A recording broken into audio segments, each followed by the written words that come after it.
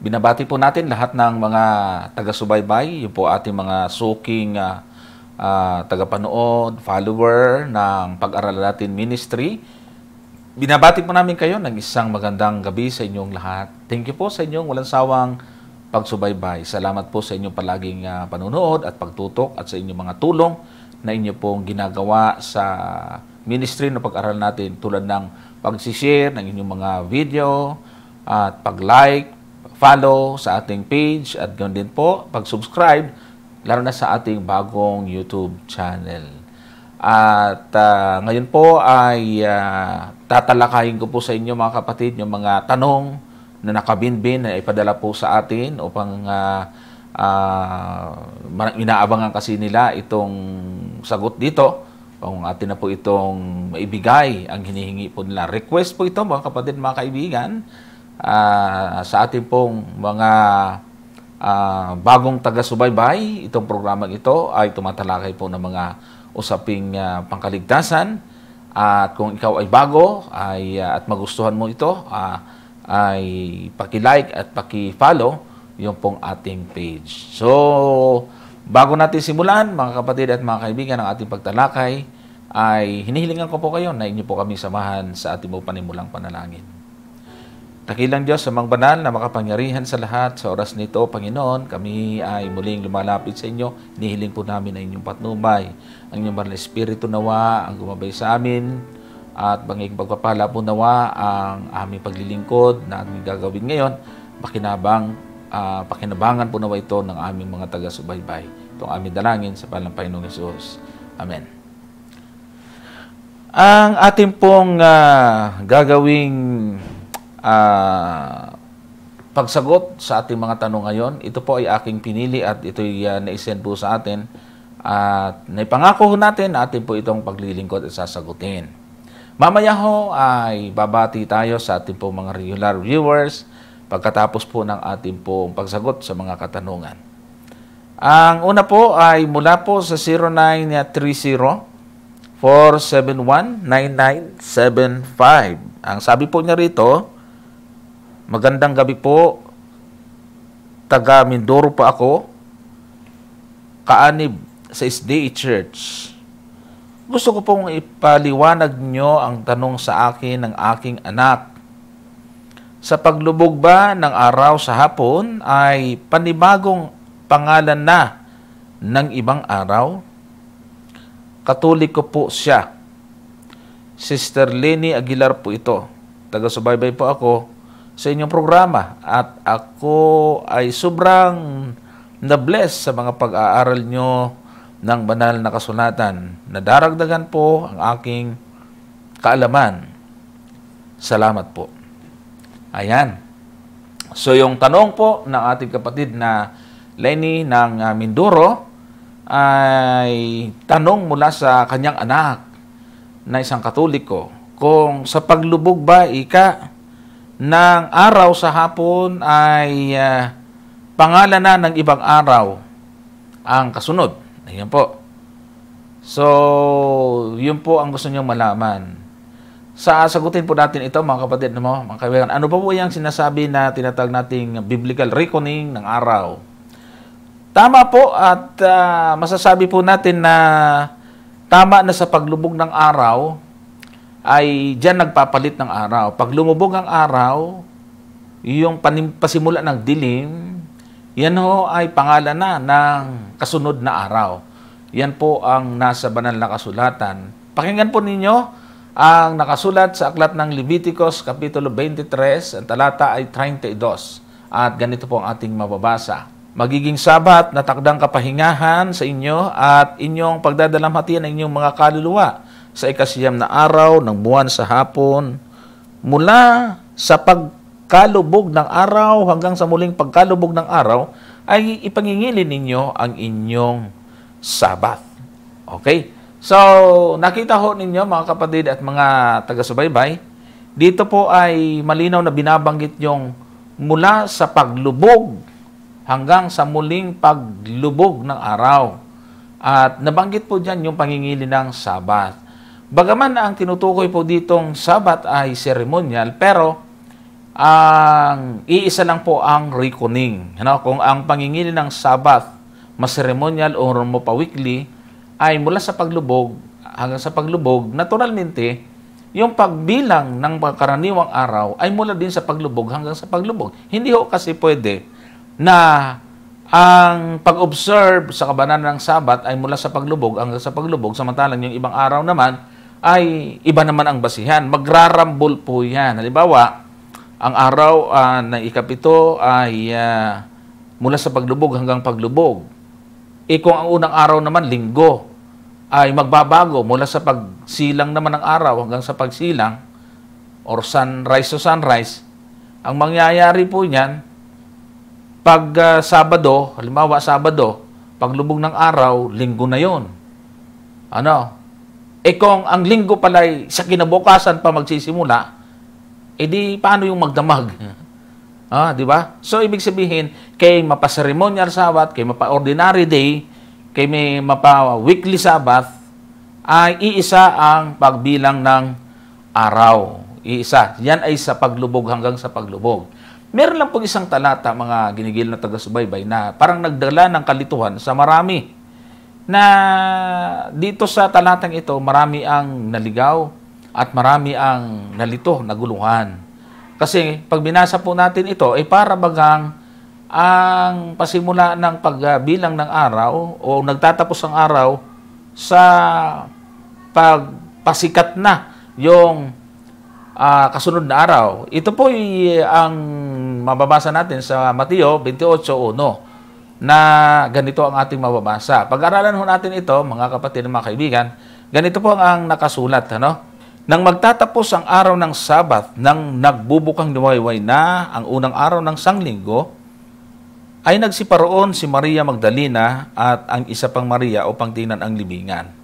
Ang isa po sa nakapagpalito po dyan sa talata, mga kapatid at mga kaibigan, ay yung salitang nang magtatapos ang araw ng Sabat, nang nagbubukang liwayway na ang unang araw ng sanglinggo. So para bagang matatapos ang Sabat o patapos ng Sabat nung magbubukang liwayway. Kaya dito po ay marami ang nalito. Naalala ko yung isang matanda na nagtanong po sa amin, tumanda na siya ng ganun, wala pang nakapagpaliwanag sa kanya ng tungkol sa talatang ito. At meron po isang babautismuhan na sana sa atin, nakarinig ng doktrina ng Operian, na sunrise to sunrise daw talaga, nalito din kaagad siya rito, dali kaagad po siya, nahikayat kaagad siya. Mga kapatid, mga kaibigan, ang payo po sa atin, huwag tayong mag-conclude kung isang talata lang ating pinagbabasihan. Kaya nga, dito sa ating pagsagot dito ay magbabasa pa tayo ng ibang mga talata sa banal na kasulatan. Bukod dito. Atin lang pong daanan itong Mateo 28 sapagkat dito nga po ay mayroon mga nalilito tungkol sa bagay na ito. Bakit ba ang pagkasabi dyan? Magtatapos ang araw ng Sabat nung nagbubukang liwayway. Hindi pala sunset. Di ba? Parang ang dali-dali na lang ganyan. Naintindihan ng mga talatang iyan. So, basahin po natin yung English.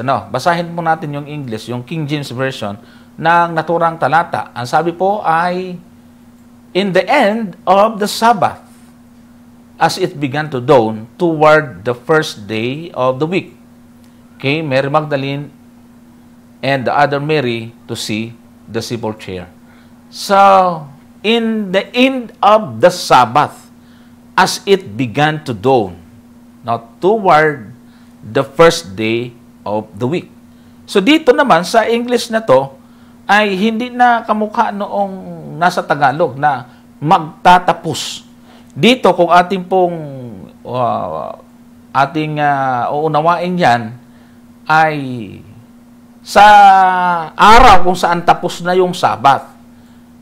Sa araw kung saan tapos na ang Sabat, ay magbubukang liwayway na nang pumunta ang mga Maria doon sa libingan.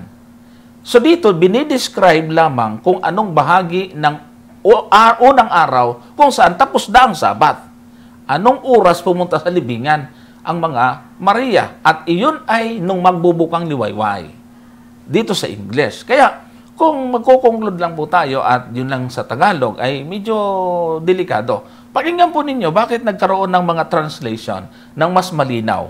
Sa Common English Bible, ang pagkasalin po sa Matthew 28:1, sabi dito, after the Sabbath, at dawn on the first day of the week.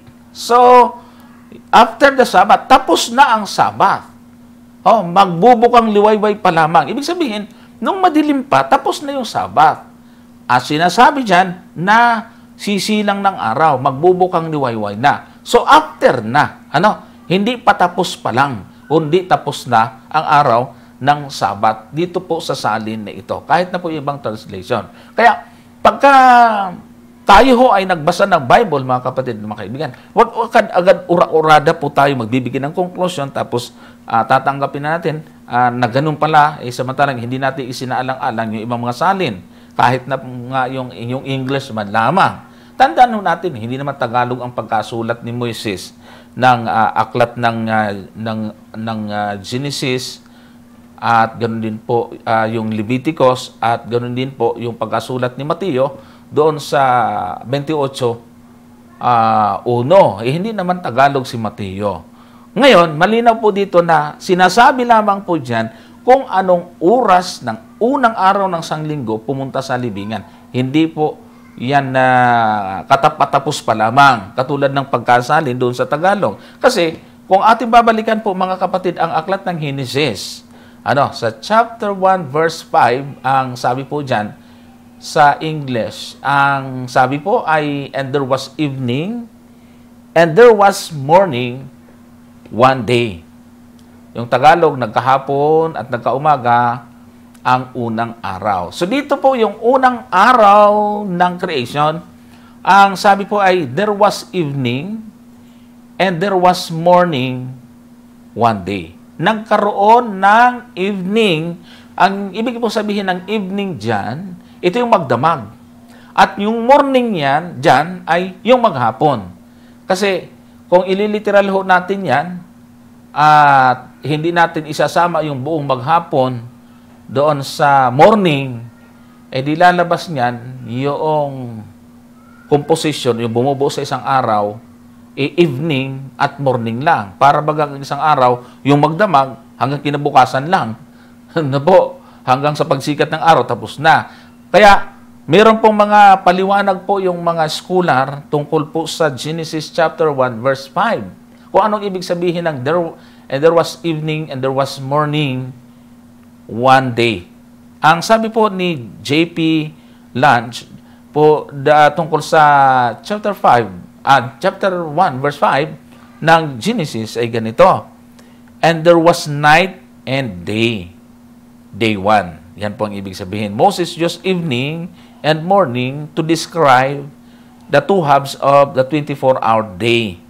So, pag sinabing 24-hour, dapat kompleto yan. Yung buong maghapon at buong magdamag. Kaya yung evening and morning or day and night ay binabanggit po ni Moises, sabi ni J.P. Lange, ang scholar, yung dalawang, dalawang bahagi ng isang araw. Yung gabi at araw. Yun ang ibig sabihin ng nagkahapon, yan yung magdamag. Nagkaumaga, yun yung maghapon. So, ibig sabihin, nauuna nga yung magdamag sa maghapon. Kaya, there was evening, there was morning. So, tama nga na ang pagpapalit ng araw ay mula sa paglubog. Kung nagkahapon, ibig sabihin, nung hapon na yon, lumubog ang araw, hanggang sa umaga, hanggang sa maghapon. Yun ang bahagi ng unang araw. So, ibig sabihin, yan ang reckoning. At ang sabi pa nga po dito, this is evidently after the Hebrew mode of reckoning. The day is reckoned from sunset. The morning that follows stands for the second half of the day proper. Ayan po. Kaya kung ating pong titingnan sa totoo ng mga Jewish practice, kasi sila ang mas nakakaalam ng reckoning. Alam natin na sila yung piniling bayan ng Diyos, silang mas nakakaalam niyan. Sa pag-aaral po, katulad ng isang kilalang writer, si Josephus, yung Jewish practice po, mga kapatid at mga kaibigan, kung paano pinapractice nila yung araw, yung pagbilang ng araw, ganito ang ating mababasa sa War of the Jews, chapter 4, 9, and 12. Ayan po, sabi po dito, the first century, the Sabbath according to Jewish sources was celebrated from evening to evening. Ayan. Josephus, speaking of the fall of Jerusalem AD 70, tells us that a priest blew the trumpet at the beginning of every seventh day, in the evening twilight, and as also as the evening when the day was finished, as giving notice to the people when they were to leave of work and when they were to go to the work again. So, ang ibig po sabihin, ang ayon sa kanya, yung nangyari noong 70 AD, ang mga priest, sacerdote, sa pasimula ng pagdilim, or yung twilight, yung pag-aagaw dilim ng dilim at liwanag, nagtatapos na ang araw dito. Iniiwan ng mga Hudyo yung kanilang mga work. Ayon po diyan sa ayon po diyan sa source na yan sa kanyang War of the Jews na aklat na sinulat. Samantalang doon naman sa tinatawag na Hayim shows, na po, ang sabi naman, Hayim shows says that in order to assure against profanation of the Sabbath, the Jews added the late Friday afternoon hours to the Sabbath. In Jerusalem, a priest standing on the high tower of the temple blew a trumpet as a signal to put away all work and to begin the Sabbath rest. Ayun po. So, itong si Hayim shows ay isang magaling na writer at author ng mga Jewish book at matagal na professor sa Jewish Teachers Seminary at siya rin yung sumulat ng Yiddish Lexicon. Na po. Ang sabi niya rito, para hindi malabag ang kautusan, Sabat, ang ginagawa nila ay hapon pa lang ng Friday, ay itinuturing na nila itong bahagi ng Sabat. Pumupunta na sila sa tower at hinihipan na nila yung trumpet para iwanan na nila ang mga ginagawa nila kahit na hindi pa ito nagdidilim. Inihanda na nila ang kanilang mga sarili sa araw ng Sabat. So ito'y patotoo ng actual, historical evidence, mga kapatid, na talagang ganito ang practice. So, hindi po pwede na magkaroon ng swap, magkaroon ng pagpapalit ng reckoning. Kasi ang mga Hudyo, mahigpit sila sa ganon. Kung walang nangyaring, at ito ay patuloy na pinapractice ng mga Hudyo, ibig sabihin, wala sa history na nagkaroon ng palitan. Sabi nga nila dyan, ay ino-observe nila yung late Friday afternoon, ay itinuturing nila ito bilang paghahanda. At ang sabi pa nyo rito, at the first blow of the trumpet, the Jews in the field about the town put down their work. No? Those who worked closer to town did not rush from the fields, but waited for those who worked farther out, and all marched into town together. The shops, however, were still open. They closed at the second trumpet call. Yan. Kasi kung titingnan po natin, mga kapatid, sa kanila ay merong unang pag-ihip ng trompeta. Ito po ay warning na palapit ng araw ng Sabat. Yan ay ginagawa nila Friday. At ang mga nasa mga bukid, sabi roon, ay titigil na sa kanilang work. No? Maghahanda na para i-stop ang kanilang work. At sila po ay magsisimula ng maglakad papunta sa bayan. Samantalang yung hindi naman ganong kalayuan ay hindi sila nagmamadali. No? Hindi sila nagmamadali. At hinihintay nila yung nasa malayo, no? At tapos sabay-sabay na sila magmamarch papunta doon sa bayan. Yung mga shop, sabi niyan, yung mga tindahan ay nananatiling bukas hanggang sa sumunod po yung pag-ihip ng ikalawang trumpet. Ibig sabihin, lalong palapit na yan. Saka naman magko-close yung mga tindahan, pag-ihip ng ikalawang trumpeta. Ganun po yung kultura ng mga Hudyo. At sa pangatlo, sabi rito, the third blast with a signal at which the pots were taken from the stoves and wrapped in various materials to preserve their warmth. The third blast was also the signal for kindling the Sabbath light. Ayan. So, dito, ang pangatlong tunog, doon na nila aalisin yung mga nakasalang na mga lutuan nila. Kaya, huli nilang ginagawa yon para ma-preserve yung init, sabi. At pagkatapos ay sisindihan na rin nila ang mga Sabbath light kasi ayaw na nilang magsindi ng ilaw at magpaningas pag araw ng Sabat. Sisindihan nila kasi palapit ng araw ng Sabat. Kaya dito ay maliwanag, mga kapatid, mga kaibigan, na kahit na yung practices ng mga Hudyo ay talagang nagpapatunay na ang pagbilang araw ay sa paglubog. Sabi po rito, the devout who wrote phylacteries all day long, remove them at this signal. They came an intermission, followed by 3 successive blasts, thus heralding the sacred Sabbath rest. Yan po ay mababasa natin, Jewish Festivals, 1938, page 13 to 14. Yan po. So, kumuha ko tayo ng mga references, mga kapatid, mga kaibigan, para makita ko natin na ang tamang pagbilang talaga ng araw ay hindi sunrise to sunrise, hindi midnight to midnight, kundi sunset to sunset.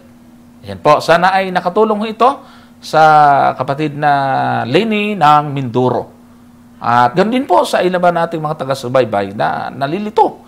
At minsan nagiging problema ito at pagkikipag-argumentation sa loob ng iglesia dahil nga doon sa Mateo 28:1. So, ang history ng mga Hudyo ay matibay po itong basihan. Hindi ito basta-basta pwedeng banggain. Na po, mga kapatid, mga kaibigan. Next na tanong po na ating ipaglilingkod ay mula po naman sa 0975-301-3700. Sabi dyan ay pastor. Ayan, siguro kasi may kasama tayong pastor dito minsan. Ang bawal ba na pagkain tulad ng baboy at daga at iba pa hanggang ngayon, bawal pa ba kainin? Isa akong Katoliko from Samar. Ayan. So, thank you po sa inyong katanungan, kapatid. Ang tanong po ninyo, yung may binanggit po dyan sa inyong tanong na baboy at daga ay hanggang ngayon, bawal pa ba kainin? Basahin muna natin yung isang talata kung saan naroon din binanggit yung iyong binanggit na 2 hayop. Yan po yung mababasa natin sa aklat ng Isaiah 66:17. Ganito ang ating mababasa. Silang nagpapakabanal at nagpapakalinis na nagsisiparoon sa mga halamanan sa likuran ng isa sa gitna, na nagsisikain ng laman ng baboy at ng kasuklam-suklam at ng daga. Sila'y darating sa isang wakas na magkakasama, sabi ng Panginoon. So malinaw ho dito, pati parusa ay nandyan. Kung hindi ho iyan, bawal pa rin ngayon. Kung babasahin po ninyo yung buong konteksto niyan sa talatang 15, magaganap po iyan sa pagdating ng Panginoon. Hindi po iyan tapos nang nangyari.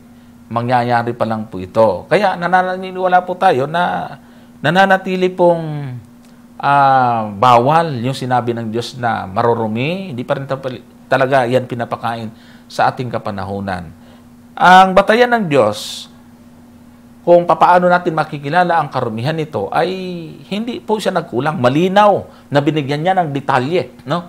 Binigyan niya ng detalye ang kanyang pagbabawal. Basahan po natin yung aklat ng Leviticus sa kapitulo 11, talatang 3 hanggang 5. Ganito ang ating mababasa.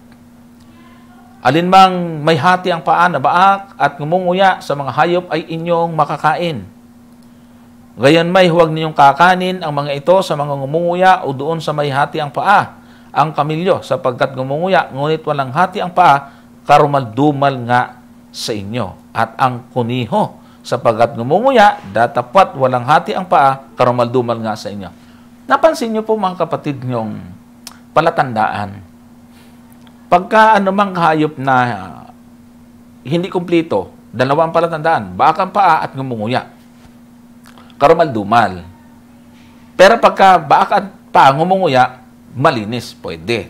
Sabi niyan sa talata, sa talatang 5, ang kuniho, ngumunguya naman sana, datapat walang hati ang paa, karumal-dumal. Ano po bang ibig sabihin ng ngumunguya, mga kapatid at mga kaibigan? Ano bang ibig sabihin nito? Katulad ng ating ginagawa, ay magbasa tayo ng ibang salin. Magbasa po tayo ng dynamic or mas mababaw na salin. Tulad po ng Magandang Balita Biblia. Same din po yung chapter, basahin po natin. Leviticus 11, 3 hanggang 5 pa rin. Ito po ang nakasulat sa Magandang Balita Biblia. Ang lahat ng hayop na baak ang kuko at ngumunguya ng pagkaing mula sa sikmura.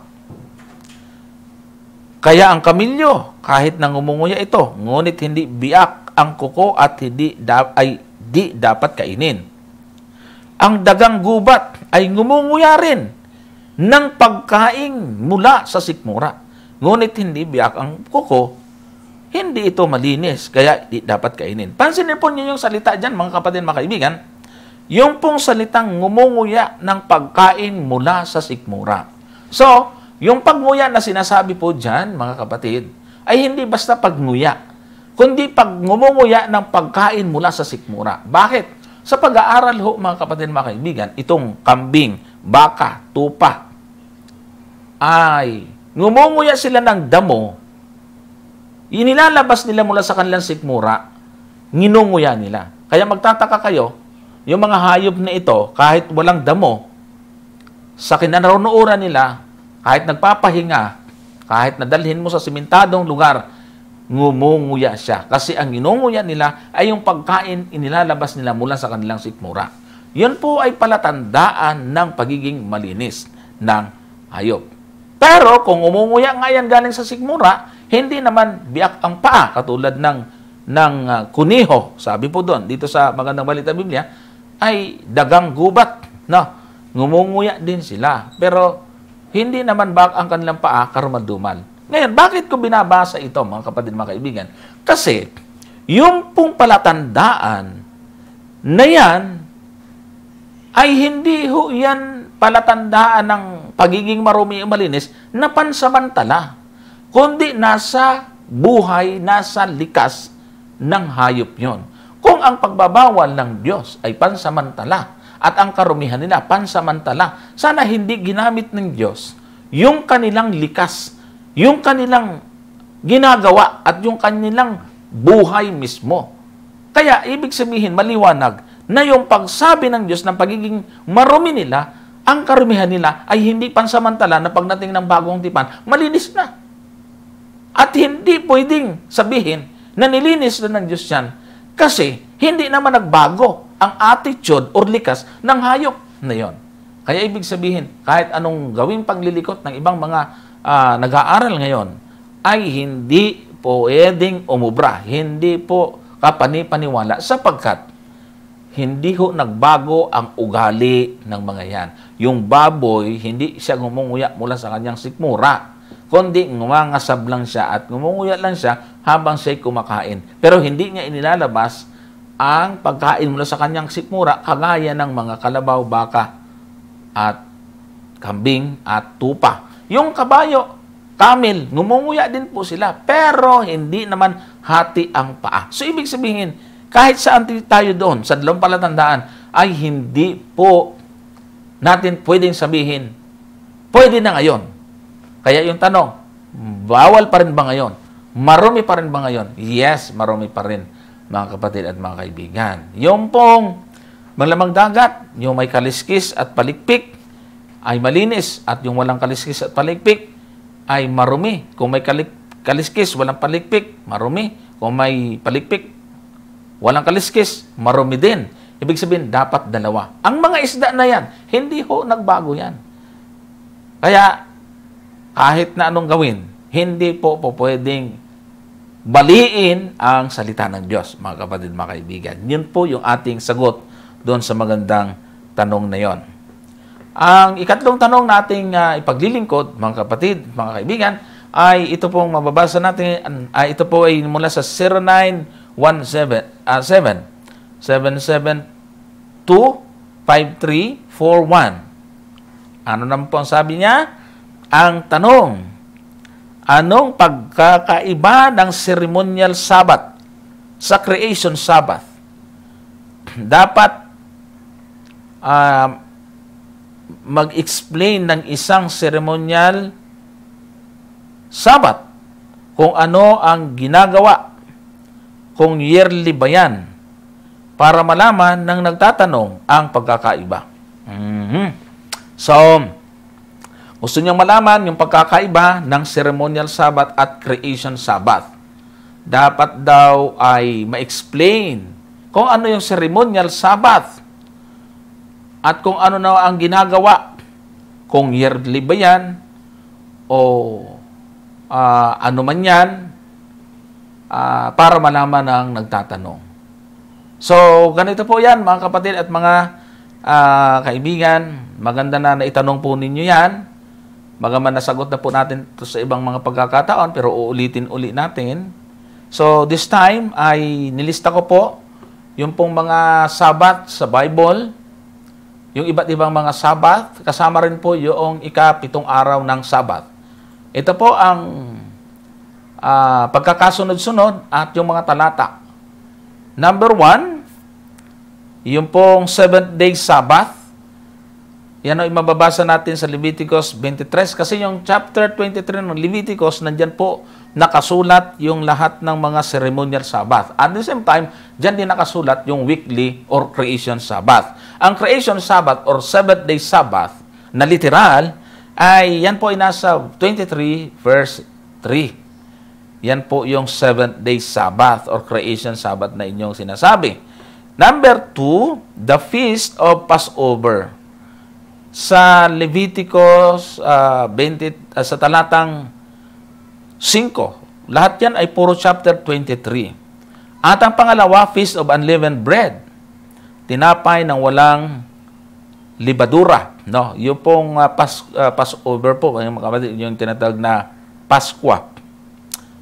Kapistahan ng Paskwa, no? Tapos, tinapay na walang libadura, naman ay nasa verse 6, no? Yung Feast of the First Fruit, nasa verses 10 to 11. Yan. Pista ng Pangunang Bunga.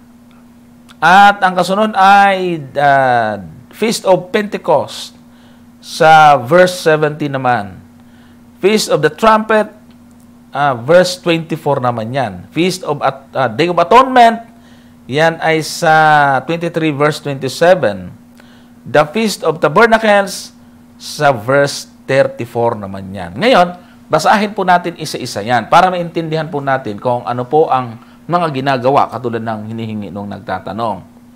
Una, siyempre, yung 7th-day Sabbath, yung verse 23, ang sabi po dyan, 6 na araw na gagawa, datapat sa ika-7 araw ay Sabat na takdang kapahingahan. Siyang banal na pagpupulong, anumang gawa ay huwag ninyong gagawin. Isang Sabat sa Panginoon sa lahat ng inyong tahanan. Kung mapapansin po niyo, 8 po yung Sabat na yon. Kasama po dyan yung ika-7 araw.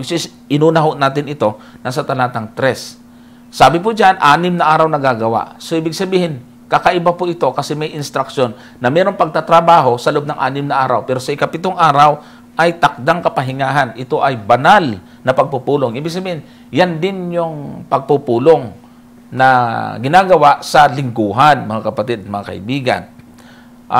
Sa ibang talata, sa Kapitulo 20 ng Exodus, talatang 8 hanggang 11, nandun din yan, binanggit din po yan. Yung 6 na araw. Para malaman po ninyo kung anong araw, anong Sabat yung tinutukoy, may kasunod, may kaakibat yan na salita na 6 na araw na magtatrabaho at ika-7 araw ay Sabat. Pagka ganun ang pagkasabi sa talata, ibig sabihin, yan ho ay weekly or creation Sabbath. Ang kasunod po dito, yung tinatawag natin, the Feast of Passover, na sa Leviticus chapter 23 verse 5. Ang sabi po dyan, sa unang buwan ng ika-4 na araw ng buwan, sa paglubog ng araw ay Paskwa sa Panginoon. Yan yung Passover or Paskwa, mga kapatid.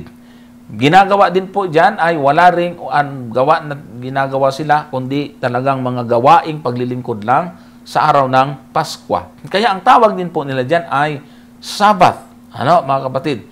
Kasi hindi rin po sila nagtatrabaho. Pero hindi ho yan weekly. Wala ho siyang kasunod na sinasabing 6 na araw magtatrabaho.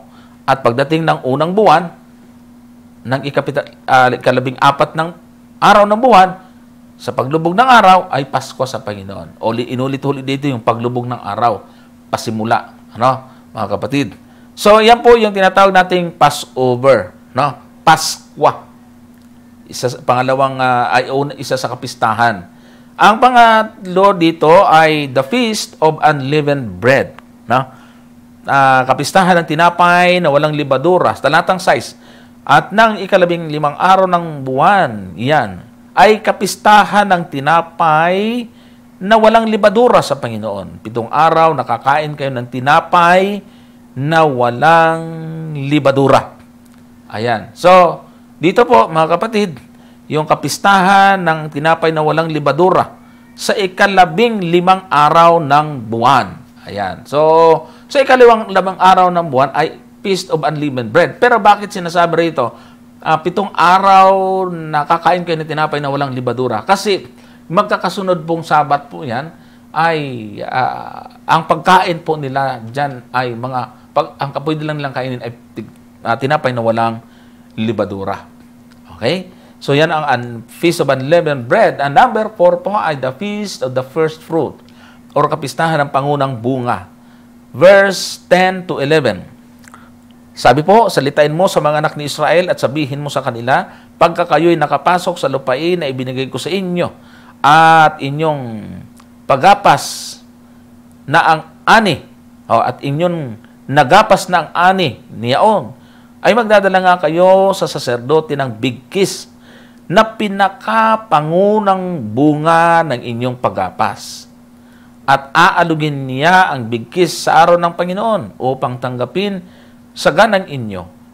Sa kinabukasan, pagkatapos ng Sabat, aalugin ng saserdote. Ayan. So, yung pinakapangunang bunga ay dadalhin po nila.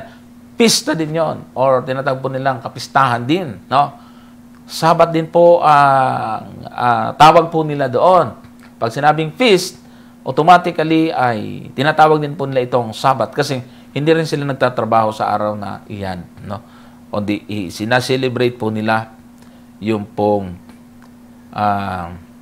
natawag po nating pangunang bunga. So, ang sumunod po dito, mga kapatid, ay nasa verse 17. Tingnan po natin yung talatang 17. Feast of the Pentecost. Sabi po rito, sa inyong mga tahanan ay magdadala kayo ng 2 tinapay na aalugin na may 2 ikasampung bahagi ng ipa ng mainam na harina at lulutuin na may libadura na pinakapangunang bunga sa Panginoon. Ito ay, kung tawagin po nila ay Day of Pentecost, mga kapatid at mga taga-subaybay. Magdadala kayo ng 2 tinapay na aalugin na walang ikasampung bahagi, na may ikasampung bahagi ng isang ipa ng mainam na harina. Sa pag-aaral, ito po yung tinatawag nilang Day or Feast of Pentecost. Samantalang, yung pang-6, the Feast of the Trumpet, salitain mo sa mga anak ni Israel na iyong sabihin, sa 7 buwan, sa unang araw ng buwan, ay magkakaroon kayo ng takdang kapahingahan na pinakaalang-alang, may tunog ng mga pakakak, banal na pagpupulong. So, yan, may tunog ng pakakak or may tunog ng trumpeta. Ang tawag po naman natin ay Feast of the Trumpet, mga kapatid. Samantalang, yung pong napuntahan natin yung verse 27. Ito po yung Day of Atonement. Sabi po dyan, gayon may sa 10 araw nitong 7 buwan. 10 araw ng 7 buwan ay araw ng pagtubos or Day of Atonement. Nagiging sa inyong banal na pagpupulong at pagdadalamhatiin ninyo ang inyong mga kaluluwa at maghahandog kayo ng handog na pinaraan sa apoy. So, Yan po yung tinatawag nating test written, Day of Atonement. Ayan mga kapatid at mga kaibigan. At pangwalo, the Feast of Tabernacle. Sabi sa verse 34, iyong salitain sa mga anak ni Israel na sabihin, sa 15 araw ng 7 buwang ito ay kapistahan ng mga balag na 7 araw sa Panginoon. So, napansin po ninyo mga kapatid, ito yung mga Sabat sa aklat ng Leviticus. Kung tawagin po yung mga Sabat po yan. 7 po yan, kaso lang kasama na roon yung 7 araw, kaya naging 8, mga kapatid. Kaya nga, hindi tayo magtataka kung mayroong binabanggit na 8 araw ng kapistahan. Verse 23 pa rin, pero sa 36, 34 itong ating binasa. Kaya pagdating sa 36, sabi ganito, 7 araw na maghahandog kayo sa Panginoon ng handog na pinaraan sa apoy. Ayan ang 7. Yan. Sa 8 araw ay magkakaroon kayo ng banal na pagpupulong. At kayo'y maghahandog sa Panginoon ng handog na pinaraan sa apoy. Siyang pinakadakilang kapulungan. Huwag kayong gagawa ng anumang gawang paglilingkod. So yung pong binabanggit dito na 8 araw, kaya yung iba po rito nalilito. Akala po nila yung 8 araw Sunday. Kasi lumampas na sa 7, di 8, linggo yan. Kung linggo ang una, 7 Sabado, ay di pang 8, linggo uli. Ang hindi nila naintindihan, ito po yung araw sa panahon ng pagsiselebrate nila ng kapistahan.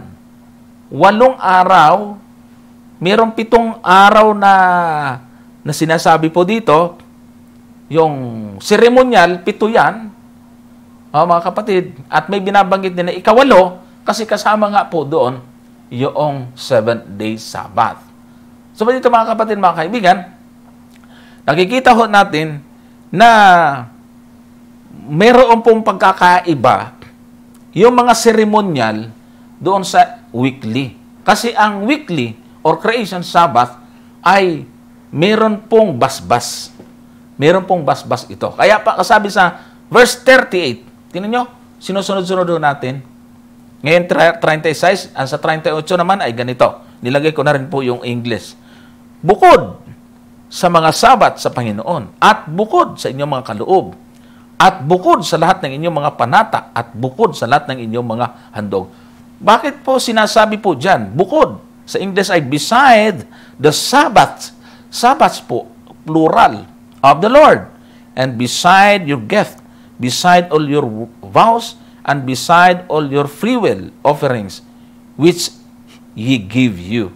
So, yung pong sinasabing bukod, ibig sabihin dito, mga kapatid at mga kaibigan, ay bukod doon sa 7 araw, ay mayroon nga pong mga paghahandog na ginagawa. Bukod po doon, may mga Sabat din. May mga ceremonial na Sabat din. Pero special mga kapatid, yung 7 araw, ang tawag po natin dito, Creation Sabbath. Kasi sa lahat ng mga Sabbath na yan, ay ito po hindi kapistahan. Yung 7 araw. Hindi po siya tinawag na kapistahan. Kaya napansin po ninyo, 7 araw lang yung kapistahan. Sa 8 araw, mayroon pong 1 araw na nabubukod. Doon sa 8 araw na yon, isa po doon ay hindi kapistahan. Naiiba siya.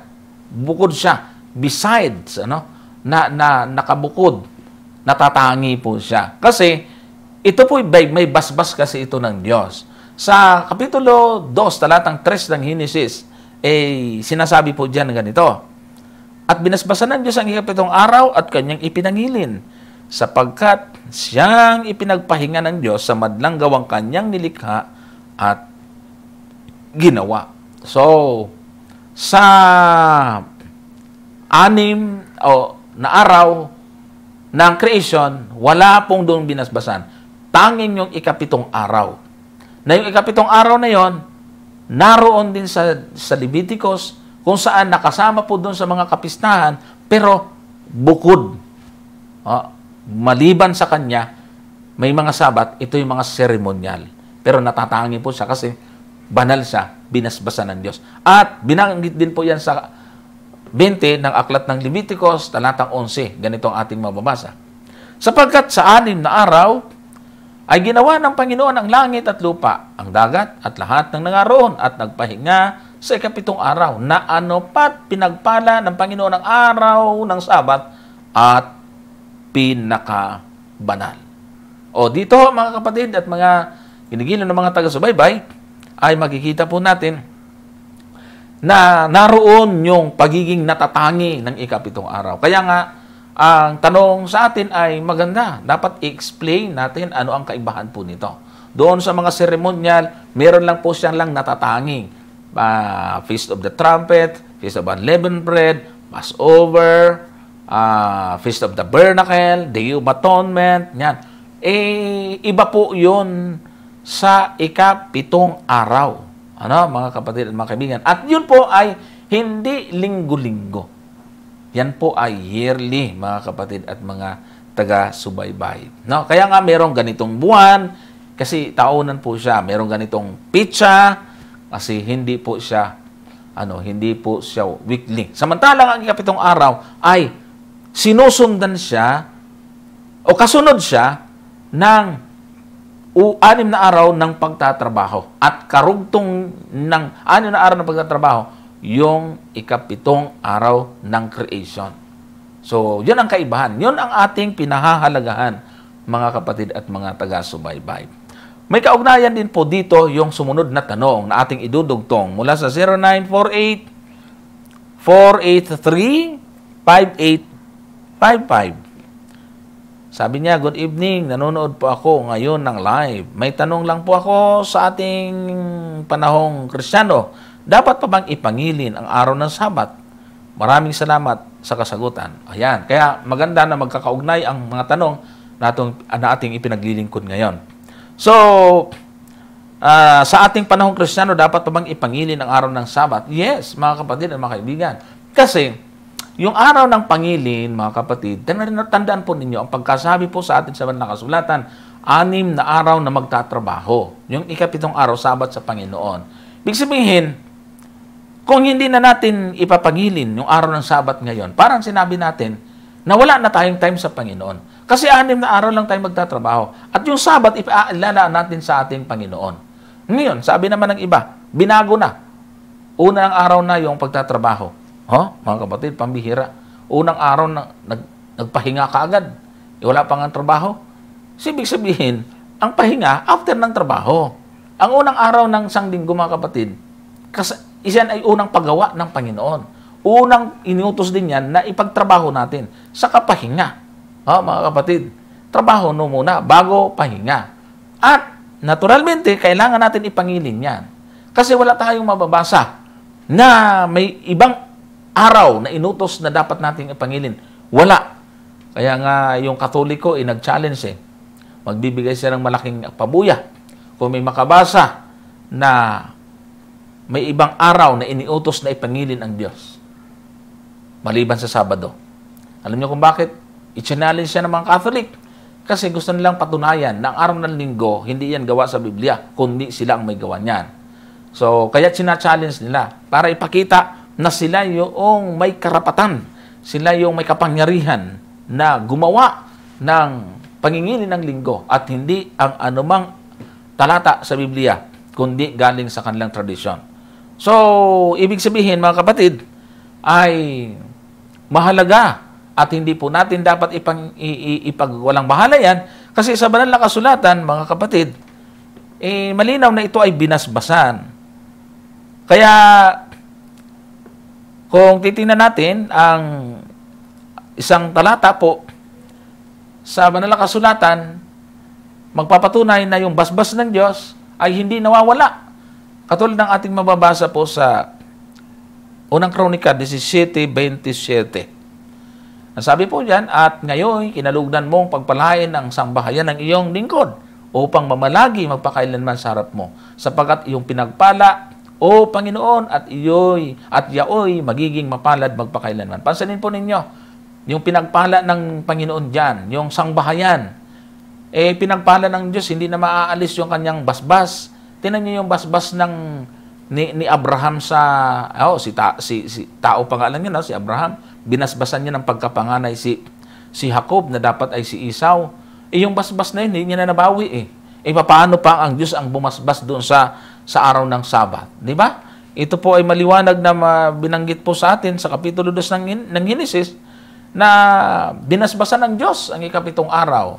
2 talatang 3. At binasbasan ng Diyos ang ikapitong araw at kanyang ipinangilin sapagkat siyang ipinagpahinga ng Diyos sa madlang gawang kanyang nilikha at ginawa. So, kung binasbasan ng Diyos yan, sabi doon sa unang Kronika 17:27, ang pinagpala, no? Ay mananatili magpakailanman. Binasbasan ng Diyos ay mananatili magpakailanman. So, ang sagot po natin doon, kapatid, sa tanong mo na dapat pa bang ipangilin ang Sabat? Yes. Kasi ang mga alagad at unang mga Kristiyano ay nangilin ng araw ng Sabat. Kanila pong inobserve ito. Actually, mas marami pong mga salita na araw ng Sabat sa Aklat ng Gawa. Pakinggan po ninyo. Sa Kapitulo 13, ang talata po nito ay 42. Sabi po ganyan, at pag-alis nila ay kanyang ipinamanhik na salitain sa kanila ang mga salitang ito sa Sabat na susunod.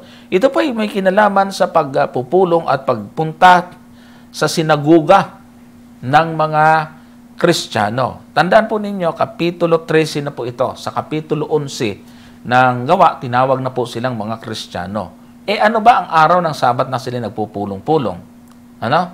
Sabi diyan ay nagkaroon sila ng pagpupulong.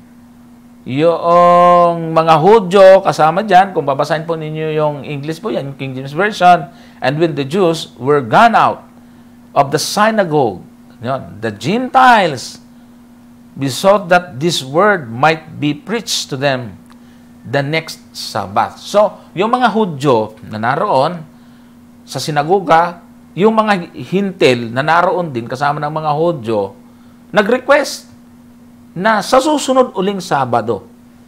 Kaya, walang pagpupulong kinabukasan ng linggo. Kasi kung meron, sana kinabukasan na sila in-invite. Ano po? So dito makikita natin. Kaya pagka sa dating ng talatang 44, ang sabi po diyan, at ng sumunod na araw na Sabat ay nagkatipon halos ang buong bayan upang pakinggan ang salita ng Diyos. Kaya paglilingkod at pagpupulong at pagtitipon-tipon ng mga Kristiyano sa Bagong Tipan ay araw ng Sabat. At naturalmente yan ay may kaakibat ang utos na ipangilin ito. Ang ibig sabihin ng ipangilin ay ingatan itong banal. Kaya nga, kahit nasa Kapitulo 16, ay ganun din ang mababasa po natin. No? Sa 16 talatang 13, at ng araw ng Sabat ay nagsilabas kami sa labas ng pintuan sa tabi ng ilog. Na dooy, sinasapantahan naming may mapapanalanginan at kami nakakaupo at nakipagsalitaan sa mga babaeng nagagkatipon. So dito makikita po natin, mga kapatid, na pag wala namang sinaguga, sila naman ay pumupunta sa isang lugar, nagtitipon-tipon sila at pinag-uusapan ang salita ng Diyos. So dito po, mga kapatid, mga kaibigan, ay nananatili kasi sa Isaias 66, 22, 23, mananatili yun hanggang sa bagong langit at bagong lupa.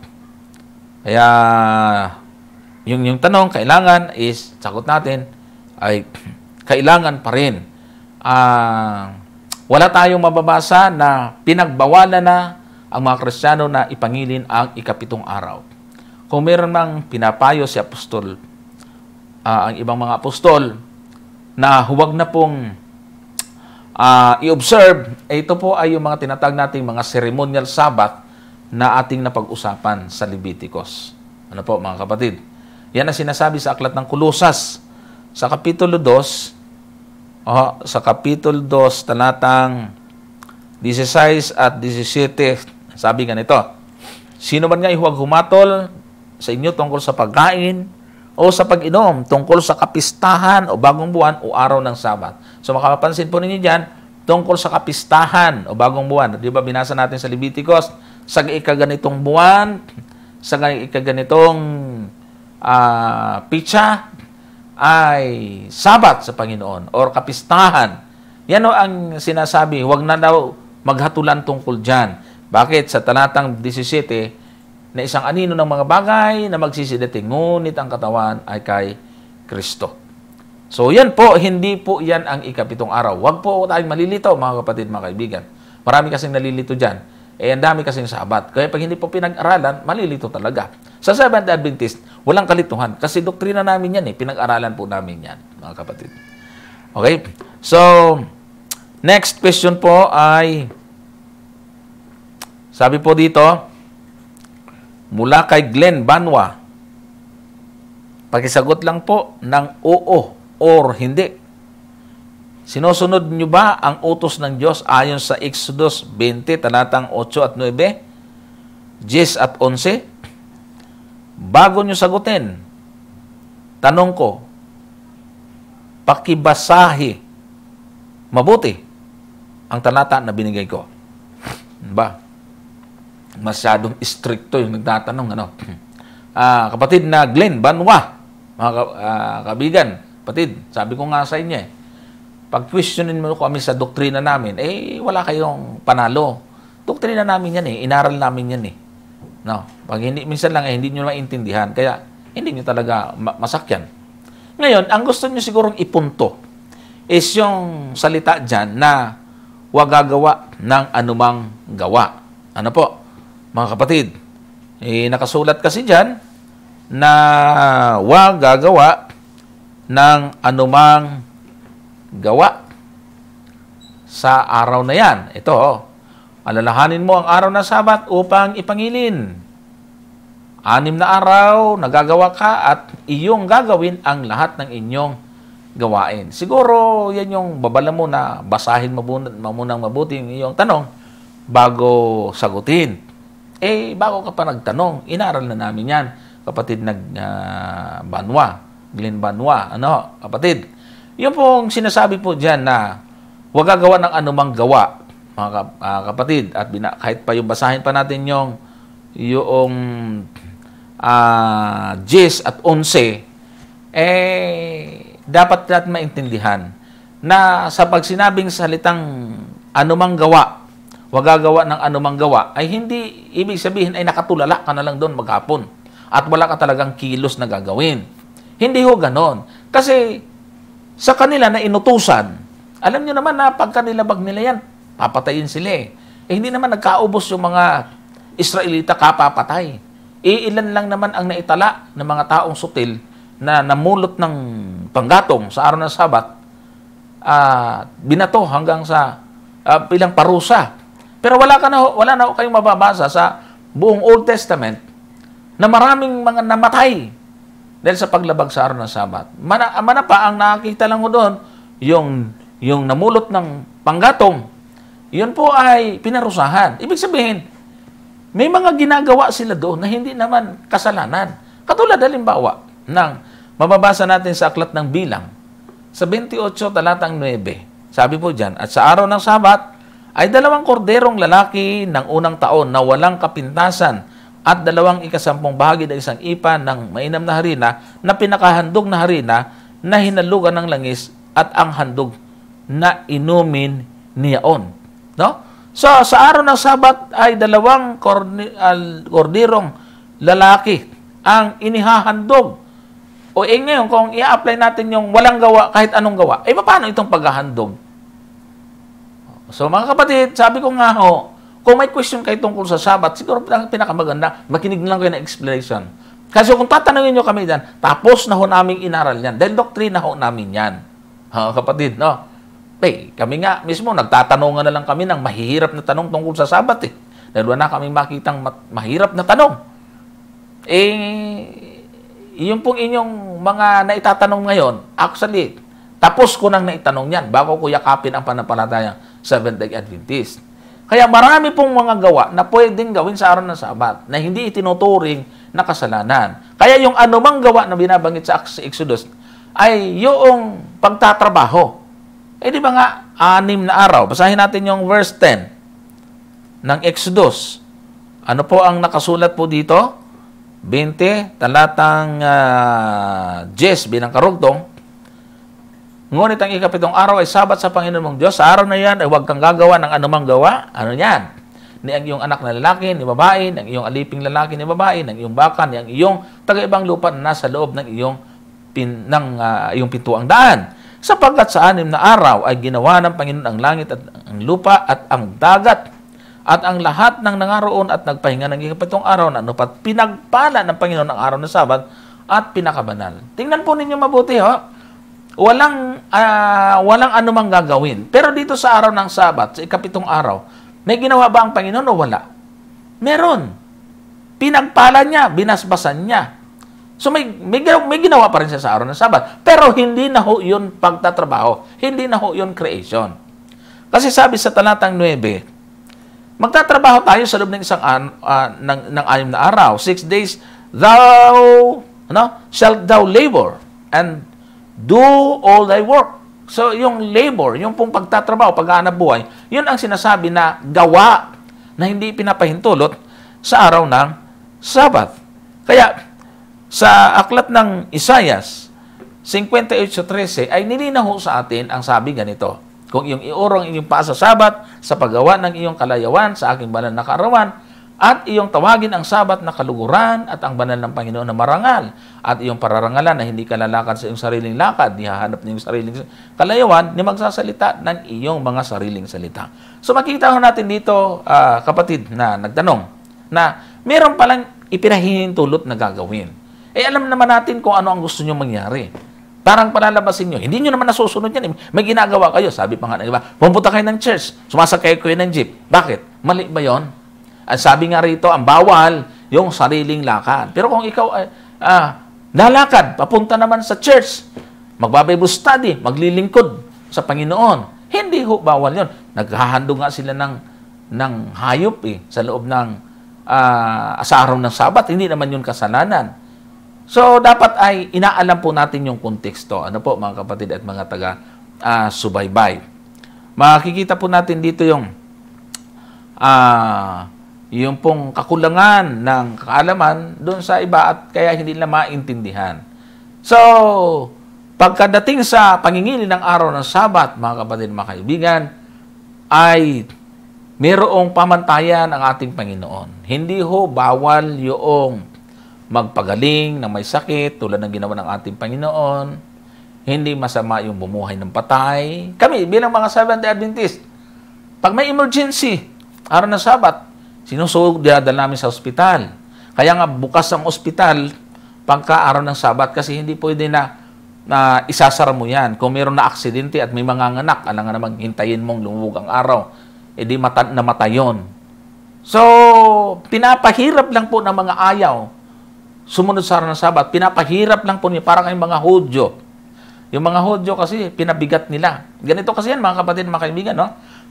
Alam ng mga Hudyo, yung mga Parisiyo at Iskriba na mga sikta ng Hudyo, alam nila na mahalaga ang araw ng Sabat. At sa panahon ng Old Testament, nasanay po sila sa kanilang tradisyon na dahil sa katigasan ng ulo ng mga Israelita, sabi ni Moises, ang araw yun ngayon ang araw ng Sabat, huwag kayong lalabas sa ilang para mamulot ng mana at panggatong. Bakit pinagbabawal? Kasi nga, mayroon naman na silang pagkain na pinapaulan ng Diyos at doble ang pupunutin dapat nila sa araw ng paghahanda. Ay sukat ba namang araw ng Sabat, pupunta pa roon? Di nalalapastangan. Hindi naman mali ang Diyos doon. Hindi mali ang Diyos sa paghihigpit niya, sa kahalagahan ng Sabat. Ito yung bagay na hindi naiintindihan ng maraming mga tao ngayon. Parang ginalang tutol, hindi ba nila naiintindihan? Bakit gano'n lang kahigpit ang Diyos sa pag-uutos niya sa Sabat? Ibig sabihin, mahalaga sa Kanya ito. Ngayon, katututol-tutol nyo, hindi nyo na inintindi, hindi nyo na ginamit yung inyong pangunawa. Nakalimutan nyo na Diyos mismo ang nagpapahalaga sa araw na yan. Ngayon, alam ng mga Hudyo, alam ng mga Israelita, alam ng matatandang Hudyo, na mahalagang araw ng Sabat. Dahil sa takot nila na maparusahan sila ng kamatayan, ang ginawa po nila, naglagay po sila ng proteksyon. Naglagay po sila ng mga batas na kanila pong idinagdag, mga tradisyon sa kanilang mga libro. At saka si Moises din ay inutusan din ng Panginoon na maglagay ng kahatulan sa mga lalabag ay merong kaakibat na hatol. Yan po, ang tawag po doon ay palatuntunan at kahatulan. Pagka lumabag ka, papatayin ka. Hindi lang po Sabat, no? Marami pang mga kautusan. Yan po ay tinatawag na palatuntunan at kahatulan sa takot ng mga Hudyo, no? Sa takot ng mga Hudyo na makalabag sila, pinahigpit po nila ito. Pinahigpit po nila. Kumbaga, parang ganito. Sample po natin. Kumbaga ito. Mahalaga itong cellphone na to. Nilalagyan po ng cover. Nilalagyan ng screen protector para hindi masira. Parang sa isang regalo na mahalaga, binalot ng maganda para hindi masira. Pag nagpapadala po kami ng mga babasagin sa LBC, binabalot po yan ng nirara po yan ng malambot na kahit na ihagis yan, madaganan, ay hindi masisira. Kasi mahalaga yung nandun. Fragile. Mga kapatid, mga kaibigan. So, ang mga Hudyo alam nila na mahalaga ang Sabat at hindi mali yun. Dahil utos yun ng Diyos. At mahalaga yun dahil nga banal. Nilagyan po nila ito ng balot sa pamagitan ng kanilang pong mga tradisyon na pinahigpit po nila. Dahil nga natakot silang malabag ito. To make long story short, hanggang sa pagdating ng panahon ng pagkatawan tao ng ating Panginoon, inabutan ng Panginoon ang mahigpit na pagpapahalaga, mahigpit na pag-observe ng mga Parisiyo at Iskriba at mga matatandang Hudyo ang araw ng Sabat. Kaya nga ang Panginoon na pagbintangan pa nilang hindi sumusunod. Pero ang totoo nun, yung pong binalot nila ng katakot-takot na galing sa kanilang tradisyon, kumbaga, ganitong ginawa ng Panginoon. Binaklas ng Panginoon yung nakapalamuti, nahango na sa kanilang mga sariling tradisyon. Tradisyon na nila yon. Ang isa sa tradisyon ng mga Hudyo ay pagka ikaw ay mayroong panyo sa kaliwa, hindi mo pwedeng ilipat sa kanan sa araw ng Sabat. Hindi ka pwedeng maglagay ng isang bagay, maglipat ng isang bagay mula sa isang lugar hanggang sa isang lugar. At hindi ka pwedeng maglakad sa araw ng Sabat na lalampas doon sa kanila pong ginawa lamang po nilang sukat na mga kapatid at mga kaibigan. So, saan yun galing? Hindi na ho galing sa Bible yun. Galing na po yun sa tradisyon ng mga Hudyo. Pababasa po nyo yan sa aklat ng Mishnah, mga kapatid na mga kaibigan. Pagka nagkasala sila doon, naghahandog din sila, ipinalalagay po nila. So, ang ginawa ng Panginoon, itinama po niya ang pangingilin ng araw ng Sabat. Hindi nilabag ng Panginoon ang araw ng Sabat. Itinama niya yung mahigpit na pamamaraan ng Panginoon paano ino-observe ang Sabat. Ano yung paraan ng pagtatama ng Panginoon? Araw ng Sabat. Mateo 12. Naglakad sila nagutom. Kumitil ng uhay. Hindi ho bawal yun. Pero sa mga Hudyo, bawal yun. Mga kapatid. Kaya, ang sabi ng mga Hudyo sa Kapitulo 5 ng Juan at sa Kapitulo 12 ng Mateo, nilalabag ng mga alagad mo ang araw ng Sabat. Ngayon, nabasa naman ngayon ng mga taong hindi naman nag-aral. Sabi, ano po ang sinasabi nila? Kasalanan yun, nilabag ng iyong mga alagad ang araw ng Sabat. Hindi man yung mga nagbabasa ngayon, siyempre, hindi naman lang pinag-aralan ng malalim yan. Tinan mo si Kristo lumabag. Hindi ho, tinama lang ng ating Panginoon ang pangingilin sa araw ng Sabat. Hindi po niya nilabag. Kasi ang sinasabi niya, hindi siya manlalabag. Sabi po niya sa aklat ng Mateo 5:17, hindi siya lumabag. Ang sabi po dyan, at huwag ninyong isiping ako'y naparito upang sirain ang kautusan o mga propeta. Ako'y naparito hindi upang sirain, kundi upang ganapin. Pero ano po maririnig po ninyo sa marami ngayon? Sinira ni Kristo ang araw ng Sabat. Sinira daw mga kapatid. Sabi na Panginoon, hindi ako naparito para sirain. Ang palusot naman ng iba. Eh, yung hindi sinira ni Kristo dyan, yung tungkol sa Kanya. Hindi po totoo yun. Palusot lang po yun, mga kapatid. Kasi sabi ng 18, sabi po dyan, sapagkat katotohanan sinasabi ko sa inyo, hanggang sa mga wala ang langit at lupa, ang isang tuldok o isang kudlit sa anumang paraan, ay hindi mawawala sa kautusan hanggang sa maganap ang lahat ng mga bagay. So, hindi lang po yung sinasabi ng ilabang palusot, na yung tinutukoy dyan na sinira, hindi niya sinira ay yung tungkol sa kanyang misyon, yung tungkol sa kanya. Mali. Eh kasi hindi naman tungkol sa kanya ang buong kasulatan eh. Kahit isang tuldok o isang kudlit, buong Biblia ho yung tinutukoy dyan. Sa lahat ng mga kautusan, walang nilabag si Kristo. Pero ano marinig ninyo sa kalaban ni Kristo ngayon? Sinira niya ang araw ng Sabat. Bakit sinira? Eh kasi nga, nagpagaling ang ating Panginoon at sinabi niya na buhatin mo ang iyong higaan. Yan ang mababasa po natin sa Kapitulo 5 ng Juan at Kapitulo 12 ng Aklat ng Mateo. So, doon sa nagtanong sa atin mga kapatid, patuloy at na dapat natin pahalagahan ang araw ng Sabat. Ang hindi lang po pwedeng gawin, katulad ng binasa po natin sa Isaias, ay yung pong mga sariling lakad. No? Yung mga saserdote, naghahandog sila araw ng Sabat. Hindi naman sila nagkakasala. So, yan po yun, kapatid. So, mga taga-subaybay. At ngayon, ang susunod pong itatanong po natin ay, sabi po rito, Pastor, good evening po. Hindi po tayo pastor, no? Kasama po natin kasi si Pastor sa itanong ito. Bakit po pinahintulutan ng Diyos na sirain ni Satanas ang buhay ni Job? Pangalawa po, bakit may ito? Nag-usap pa sila. Mike po ng Quirino Province. Okay? So, bakit ipinahintulutan ng Diyos na sirain ni Satanas ang buhay ni Job? At kung mapapansin po ninyo, kapatid, pinahintulutan talaga ito ng Diyos para masubok ang tao. Kung hindi pinahintulot ng Diyos na subukin si Job, sa atin, pinapahintulot na subukin tayo, parang unfair naman ang Diyos. Kaya yung pagsubok ng Diyos kay Job ay patunay na wala tayong dapat ireklamo ngayon kung tayo nakakaranas ng pagsubok. Kasi example nga si Job, na pinahintulutan ng Diyos na subukin, pero sabi ng Panginoon, huwag mo lang galawin ang kanyang buhay.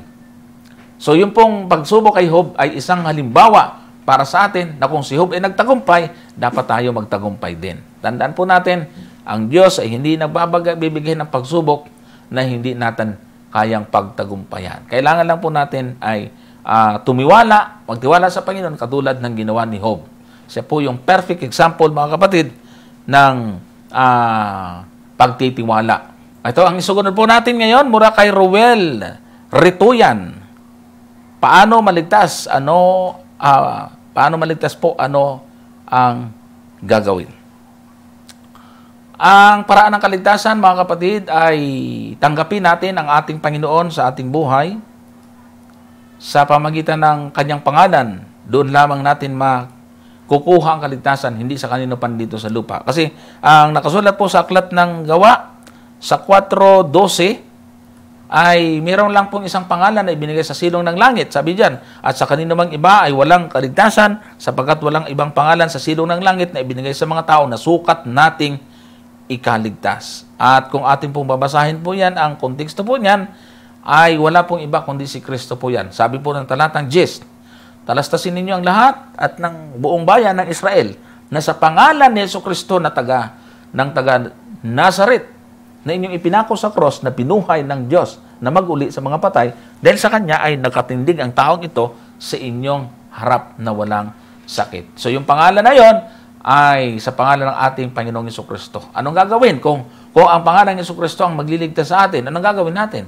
Eh siyempre tatanggapin natin siya sa ating buhay. Sabi po ng Aklat ng Juan sa Kapitulo 3, ang talata po nito ay 16, ay ganito po yung ating mababasa. Sapagkat gayon na lamang ang pagsinta ng Diyos sa sanglibutan na ibinigay niya ang kanyang bugtong na anak upang ang sino mang sa kanya sumampalataya ay huwag mapahamak kundi magkaroon ng buhay na walang hanggan.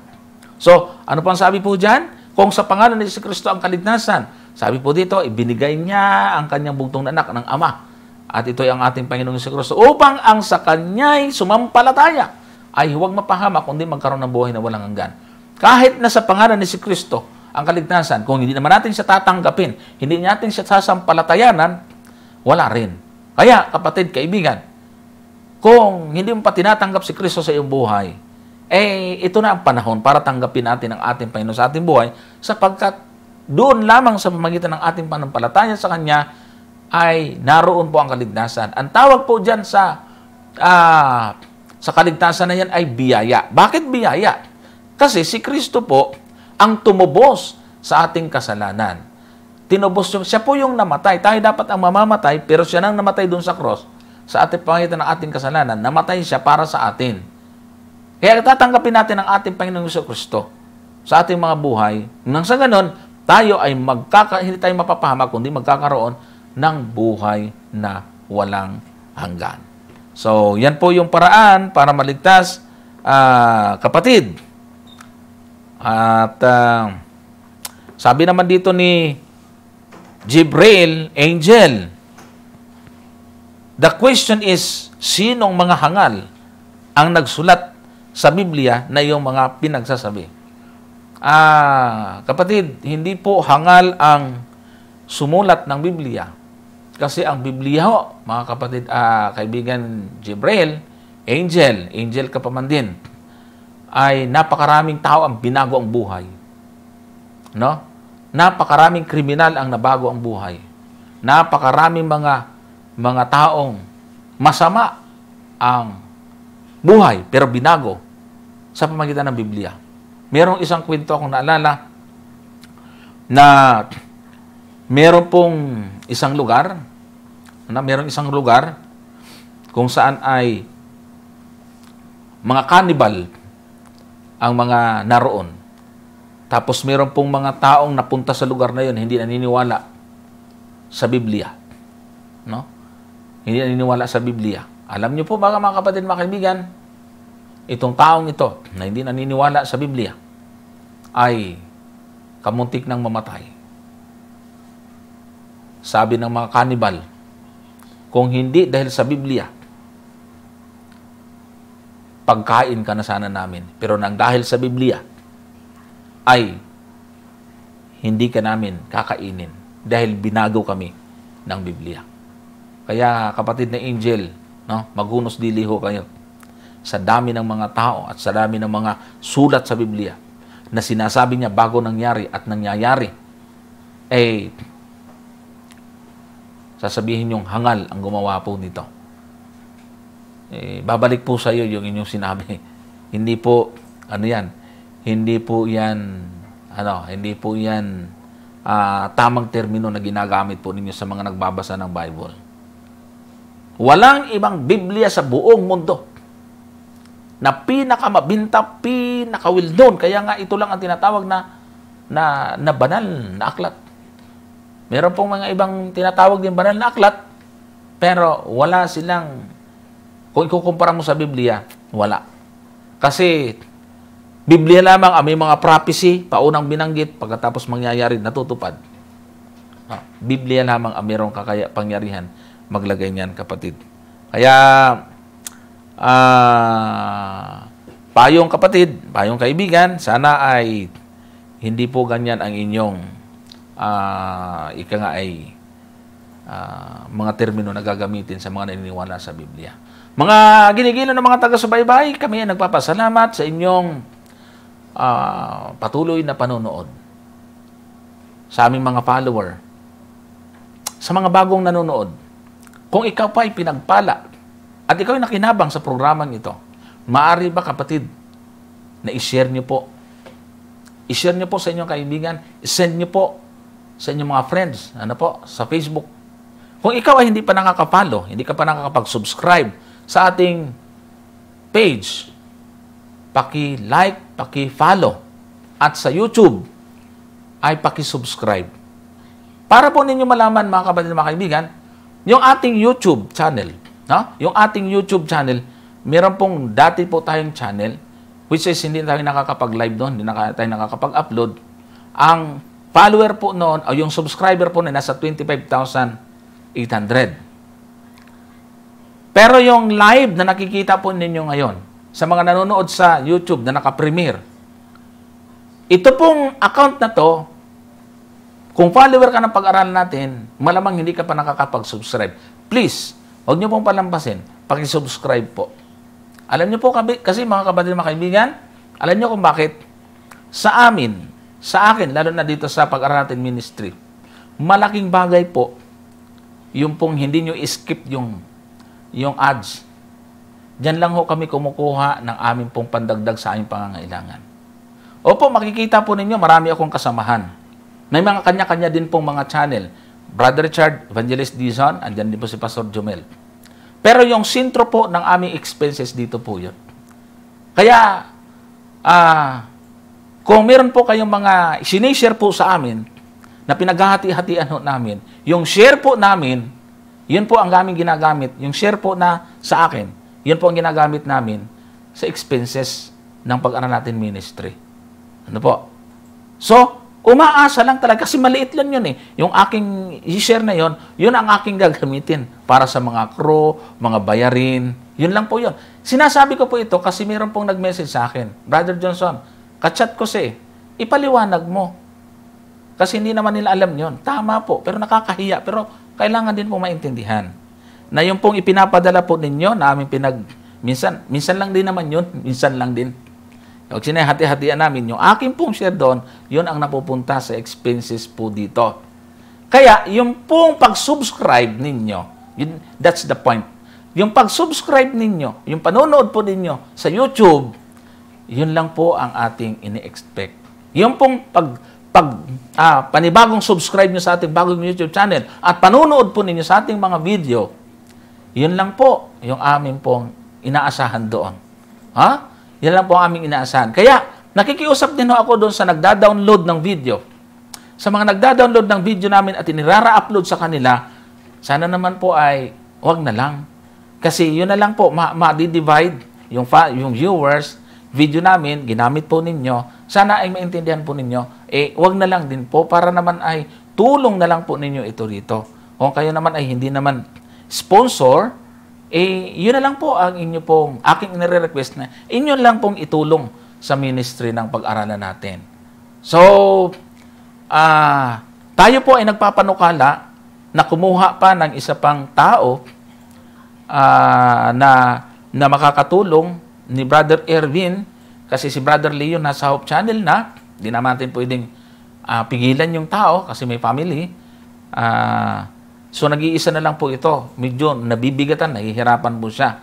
At yung pong ating camera, kung mapapansin nyo, iba-ibang kulay, kusang umaatras, dahil luma na po talaga, maliit lang, ay pinaplano rin po namin yan na napalitan, mga kapatid, mga kaibigan. No, mayroon pong isang taong tumutulong sa amin, pero nahihiya na po kami magsabi sa kanya. Baka naman po mayroong isang ibang tumulong din po sa atin. May camera po kami na kusang lumalapit. Wala namang gumagalaw. Kusang layo. Kusang nag-iiba yung kulay. Pag nakasit up po yan. Actually, yung camera po dito na nandito ay hiniram din po namin kay Brother Erwin.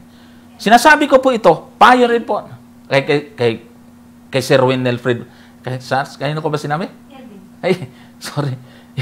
Hiniram po namin kay Sir Winel Fred Pasamba. Alam niyo kung bakit ko sinabi ito? Meron lang po isang tao na nagbigay sa akin ng inano po ako, in-inspired niya ako. Brother Johnson, sabihin mo kung ano yung ano. Kasi hindi naman natin alam kung baka mayroong mga tao dyan na bukal sa puso na tumulong, walang masama ho doon. So, doon sa mga ayaw, no, na nasabi pira-pira, di po. Minsan ko lang ginawa ito. Hindi ko ito ginagawa lagi. Minsan ko lang ito ginawa. Kasi nga, para naman maintindihan po ninyo ang takbo ng ministry ng pag-aralan natin. So, salamat po sa inyo, mga kapatid, mga kaibigan. Salamat sa pang-unawa. No? Salamat po sa inyong pang-unawa, mga kapatid, mga kaibigan. No? Alam ko na yung aking mga kasamahan po dito ay ganun din naman, naiintindihan din naman nila ang ating pong financial dito kasi wala naman tayong tinatago dito. So, yan po at higit sa lahat, kaya ako binanggit ho ito para po yung pong pag-subscribe ninyo sa YouTube, yung panunod po ninyo, na huwag ninyo i-skip yung mga ads po doon. Paunti-unti, papiso-piso. Sa amin po, yung piso-piso na yan ay mahalaga na po yan sa amin. Lalo na wala ho tayong malalang kikilalang mga sponsor. Hindi po sapat ang ating pong maliit na business dahil napakatumal po nito ngayon. Pero God will provide. Hindi tayo pinababayaan ng Panginoon. At siyempre, sa inyo na mga kapatid natin na minsan po naming naging kaakibat, maraming salamat po sa inyo. Pakinggan po ninyo yung aming pasasalamat sa mga taong naging aming katuwang bago tayo manalangin. Dahil po sa inyo, nakita nila ang liwanag. Nalaman nila ang katotohanan. Natunto nila ang daan. Natutunan nilang magtiis. Nakilala nila si Kristo. Naramdaman nila ang pag-ibig ng Diyos. Maraming nanumbalik sa pananampalataya.